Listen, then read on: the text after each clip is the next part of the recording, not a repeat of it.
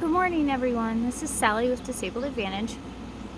This morning I'm going to be doing this is one of our walk videos, but it's a different kind of walk video. I am recovering from being sick, and also my left leg is having some really fun spasms that I think are probably going to keep me in a chair for the rest of the day. So it's not safe for me to go on a real walk. But what I do when I'm not able to go on a real walk is something that I feel is important for other service dog teams and dog owners in general to understand is an option to still give your dog physical activity, mental stimulation, and a chance to work on the skills that your dog either knows or is currently learning, and to give you, the person with the disability, a chance to move a little bit while still keeping yourself safer and quite literally closer to home. A lot of people undervalue working in your yard with your dog, and part of that is totally understandable. Some people don't have very big yards. Some people don't have yards at all. But if you do have a yard, I'm a little bit spoiled. We have a pretty nice yard, aside from all the molehills that make the terrain, let's say, more unpredictable. But if you have access to a yard, or you live like within a 2-minute walk of a park where you feel like you could be safe enough to go work with your dog, maybe you don't feel like you have the energy for an entire walk, but somewhere that's super close to your house that gives you a little bit of space to just work on the basics and still get the movement in and still get those skills in without the physical exertion of, okay, we're going to go for a half mile or a full mile or a 2-mile walk or whatever you normally do. This is how I personally come back from being sick, come back from injuries, or when my own dog is recovering from an injury. This is the type of walk that we do. And I still call it a walk. I call it either a walk, a yard walk, or yard work, because given my disability, 30 minutes of structured exercise is still work for me. And so whether it's a straight line to and from, or 30 minutes of circles and patterns and standing and different stuff in the yard, my body still interprets it in a similar way. Just doing it in our yard keeps me safer. So what I'm going to do is change the view, let you guys see me work with Austin. He's going to work on off-leash, possibly some on-leash stuff. I have a timer going for 30 minutes, so at some point you might hear a timer go off. I'm also going to mix up obedience work and playtime so that he is able to practice switching from thinking working mode into playing and having fun, and then back into thinking and work mode. That's a great skill for service dogs to be able to practice, because that's true to their life in general. I'm not going to be consistently talking or holding the phone while I do this stuff. I might pick up the phone and show you guys some stuff close up, but for the most part I'm going to try and leave my phone on my tripod just to minimize the amount of things I'm asking my body to try to do this morning, and so I can focus more on the work I'm doing with Austin. What I'm going to do too is later I'm going to come back in the editing process. For the most part, I'm trying to leave these unedited, with the exception of adding titles and my logo and stuff like that. This video I am going to edit a little bit, in that I'm not going to, like, if he makes mistakes, I'll leave them in there so you guys can see the mistakes he makes. But I am going to show you guys what I'm doing, and then later today or tomorrow, we'll see, I will go back and add voiceover and talk through what I'm doing and why it is something that Austin needs to know for his job or his life in general with me as someone living with severe full body pain. And possibly other details that come to me. Talking is still, I'm running out of air. And I'm already starting to shake a little bit, so we're just gonna go ahead and jump into this. Here I start out with a recall to warm up easy. I actually did a few recalls. They were just off screen, unfortunately.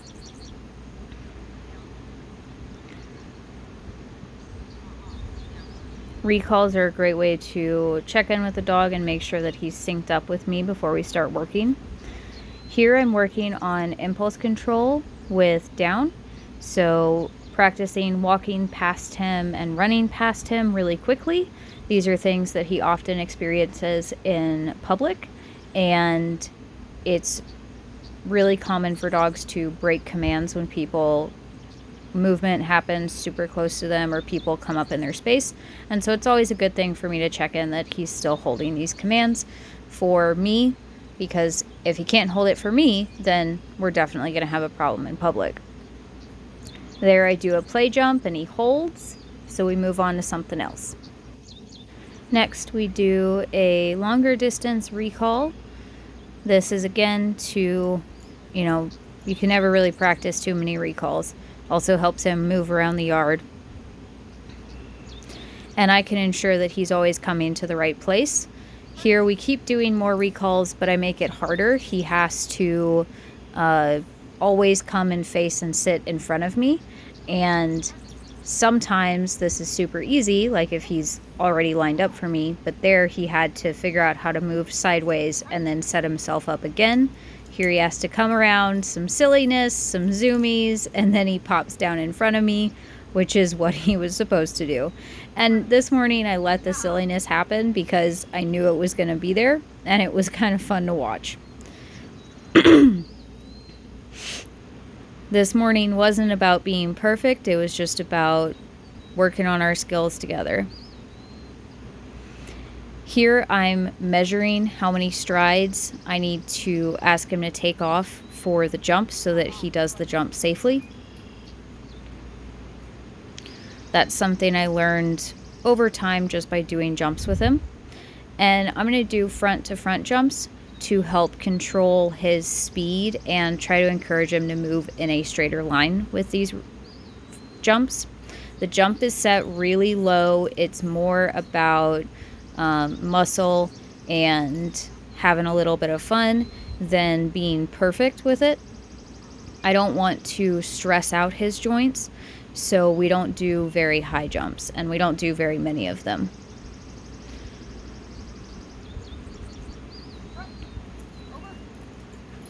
When I'm calling him to front with the jump, he is getting two commands. He's getting a front and an over command to remind him of that command and practice it.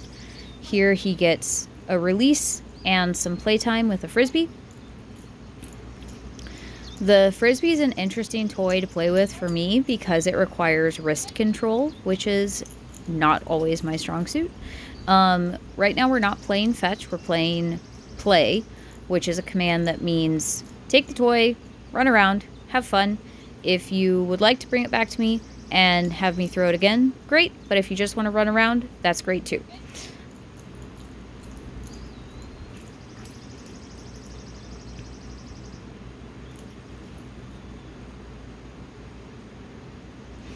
Here I'm getting ready to set up Austin to try to get him to free lunge around me. This is an exercise where he runs circles around me, and it started when he was a puppy or a young adult on a 15-foot line. I taught him how to go in each direction, and this gives him a chance to burn some more energy, and running on a circle works his muscles in a different way than moving in a straight line does. But it's important that I always try and ask him to run both circles as equally as possible so that his muscles don't develop asymmetrically. And there's a toy involved because he runs more easily if he has a toy in his mouth. Lunging is a really great way for me to help him get more exercise on days like this when I just can't give him as much as I'd like to be able to.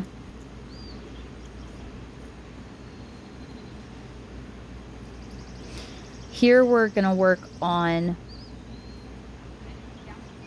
it looks like I'm asking him to lay down. Oh, here we're working on his sit, down, and stand transitions. You'll see I'm incorporating my body a little bit to add a little bit more movement for myself to this activity, and also to try and encourage him to have a little bit more energy with it.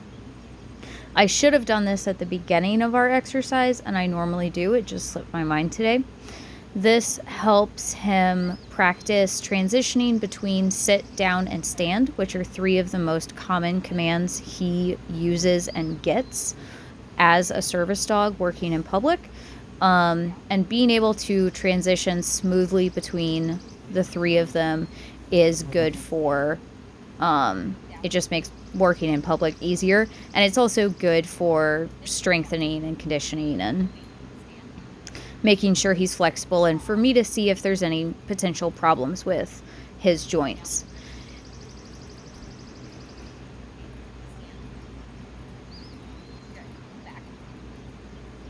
Here I'm asking him to back up. Back is a command I use often for micro positioning. This is his low crawl. That one's mostly for fun. Sometimes it gets used for positioning in tight spaces. And we're doing a quick belly rub and getting some extra fur off of him. He kind of sheds sort of year-round, but more so when summer is first starting. And so just rubbing him all around lets me reward him for good behavior and also get some of that fur off. I'm backing away and I want him to stay in the down.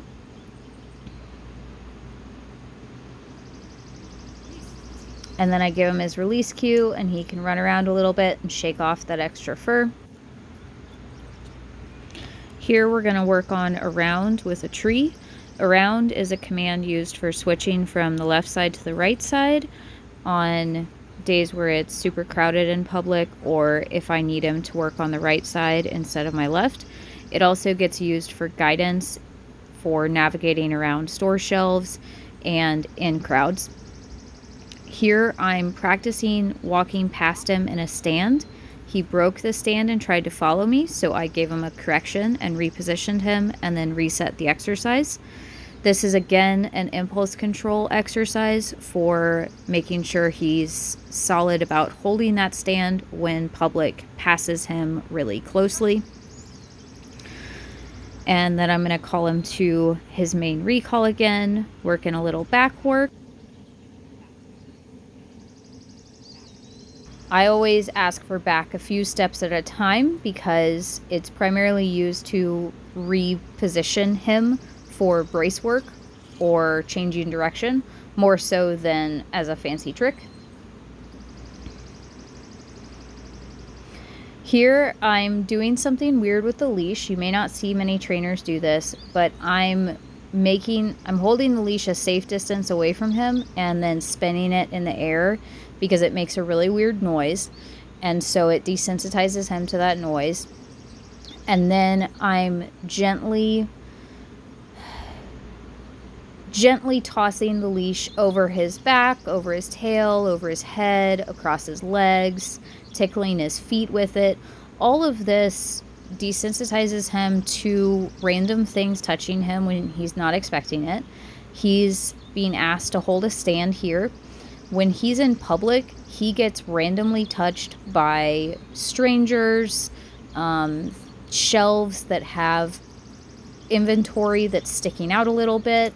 Sometimes my gear touches him extra without meaning to, and it's really important that he not spook or startle or move suddenly by any of that stuff happening. So this is an exercise I try to include as often as I can, just to be sure that he's always going to stand still for me.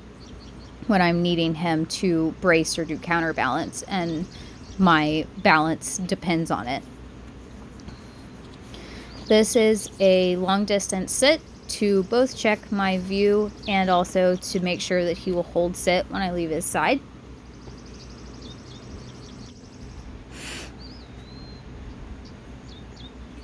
Here I'm working on his heel recalls. I put a leash on for this. Heel recall is not nearly as good as his primary recall is. So I'm starting out with the basic version where it's super easy for him to just come forward into the heel position, and then mixing it up and challenging him where he has to think a little bit more about where my left leg is. I'm using the leash just to kind of guide him and keeping it loose unless he needs firm guidance or a correction. Otherwise, the leash is staying pretty still. Here, I practice a brace at heel. He struggles a little bit more here. He comes too far forward and at an angle, so I give him a vocal correction and he fixes himself. Sometimes he needs the leash and other times he doesn't. It really just depends on his state of mind that day and where his brain's at. I use heel recalls for a different way to call him when we're on walks. And what you're seeing right now is a moving heel recall where I ask him to come to heel while I'm already walking. That's something I use a lot when we're on field walks to help keep him safer as we pass by a horse herd or pass through cattle herd. And then also practicing sending him to over and then calling him back to heel is a break from structured thinking into playtime and then back into structured thinking. He has to be a lot more aware when he's doing off-leash heel because he has to remember where the heel position is and stay in the right spot underneath my hand so that he's always in the right spot for emergency bracing. Here we're practicing back at heel and he's struggling a bit. His hips keep swinging out. So that's why I'm reaching my hand down and kind of holding his hips as we back up to help remind him how to back up in a straight line and what we're looking for. He gets another release break.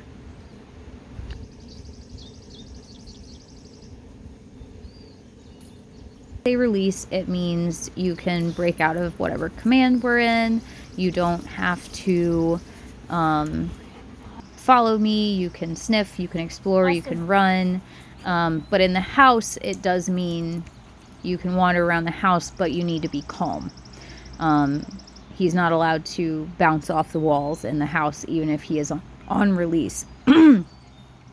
This is one of Austin's favorite things in the yard, a tree that my husband cut down. Here we're using it for paw awareness and balance work.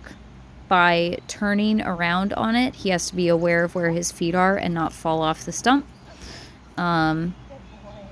This is just up and off.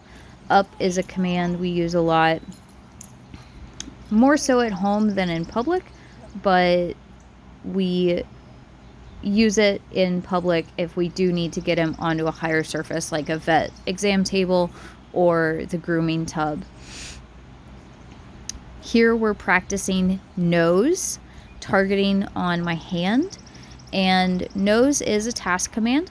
It's a task command for closing cabinets and also for alerting when I need alerts to get up and move. I'm combining it with the balance exercise of having his hind feet on the stump. This is good for hind end muscle work. This is a little bit higher of a platform than I'd like to use, but it's what we have available. And now we're working on balance from the front end. So he's putting his front paws on the stump and standing upright. This is a command that's used for putting things or taking things off of higher surfaces. And most often it gets used for opening doors or closing doors. He's also occasionally asked to put his front paws in my lap to give me pressure therapy or help ground me if I'm in a really overstimulating environment. What you're looking at here is a gentle slope in the front of our yard. I'm asking Austin to move with me on the slope in both directions. So he's walking crossways on a gentle hill, essentially. This works his muscles in a different way and asks him to balance himself and allows me to work on my balance as well. And you can see the first way he does really easily on his own, but the second one he runs off to the flat where it's easier. And so for the second direction, I call him back to me and we do that one in structured off-leash heel to force him to do the hard work of walk trotting on the slope going in the direction that might be a little bit harder for him. All dogs have an easy side and a hard side. And so if you ever notice that your dog going in one direction does it easier in one direction than they do in the other direction, it's possible that the other direction just isn't as developed, or their balance isn't as good. There could be a lot of different reasons going on, but in general, it's always a good idea to always do everything both directions. Walk both directions, run both directions as much as you possibly can to keep their body even. Here we're working on backing up and down a slope. I don't do it very much. I just do 1 rep pretty much of each because it is a very, very intense exercise for him to do. It requires him to have decent control of his muscles and move backwards downhill without going too fast, without losing his balance, and then also do it uphill and trust that I'm not gonna lead him into danger, because a lot of dogs want to spin around and look at where they're going, which is understandable. Here he's on release, so he's just kind of sniffing and waiting for the next cue.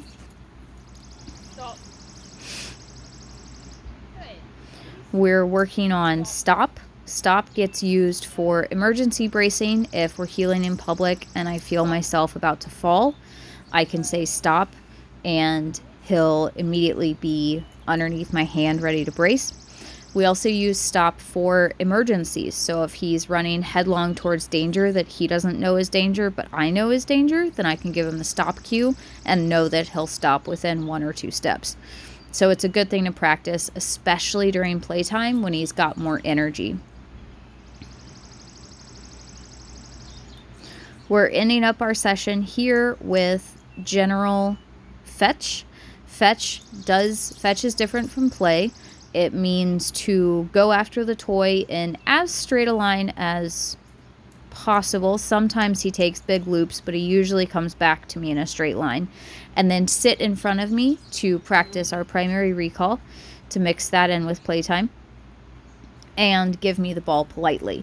If at any point he throws it past me or drops it, I ask him to go get it and then come back and sit in front of me and give it to me. If he has a hard time with retrieve, we practice some basic retrieve so that he's getting a refresher on how to do his take, hold, and give commands. Retrieve is really important for his job as a service dog. You're going to see here I ask him to pick up the cone for me, and then he sees a pile of dirt and starts a zoomy, but then completes his task. One of his primary tasks is picking up dropped items or other things that I need help carrying or cleaning up. He's feeling a little silly this morning, and I like it. Always practicing that retrieve wherever we can is very helpful. And one last zoom. Okay, so this is the conclusion of our morning walk exercise. You can tell I'm super red in the face. That's from exertion and also just how the CRPS works. It is kind of humid outside. It's not terrible, but it is kind of humid. Towards the end there, I was already planning on being done, and then Austin kept going to where our water hydrant is, which is the furthest he's allowed to go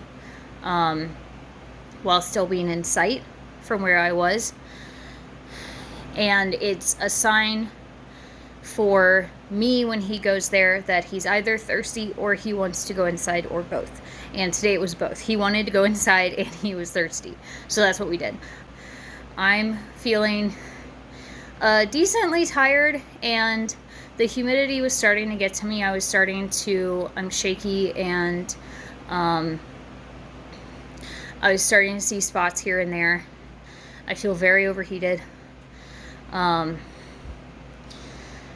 And it's hard for me to catch my breath. So I'm going to make myself a recovery drink and then also drink some protein, because it's something that my body needs extra of to help develop and maintain muscle tone after every exercise session I do.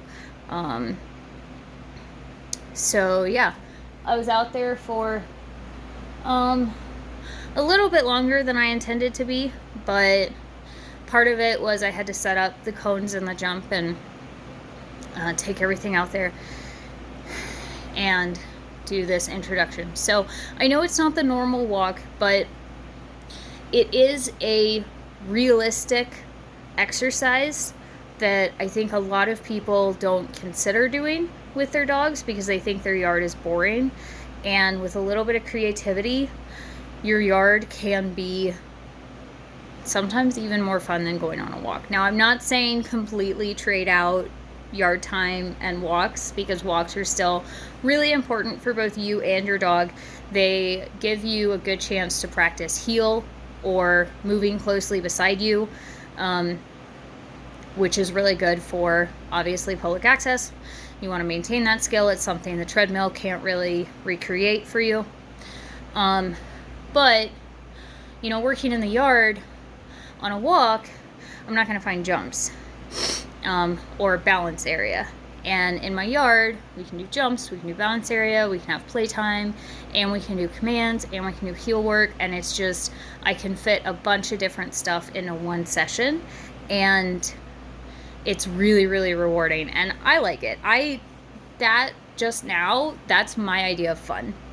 And I'm a little ridiculous, and I know that, and I love it about myself. I love working with my dog.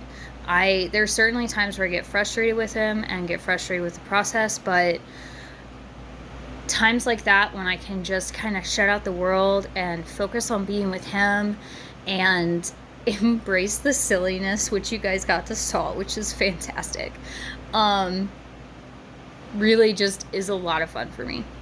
So it was work, it was training, but for me, it was also just spending time with him and doing a fun activity together. So I hope you guys learned something, and if you have questions about this type of exercise, what you should include, what you shouldn't include, things like that, leave a comment. If you want to sign up for training with me, I have one full-time training spot open, and I also have a lot of slots open for one-off training sessions. If there's just something in particular you're wanting to work on with your dog or learn with your dog how to do, that's something that we can do in one of those 90-minute training sessions. So like and subscribe to our YouTube channel, and thank you for watching.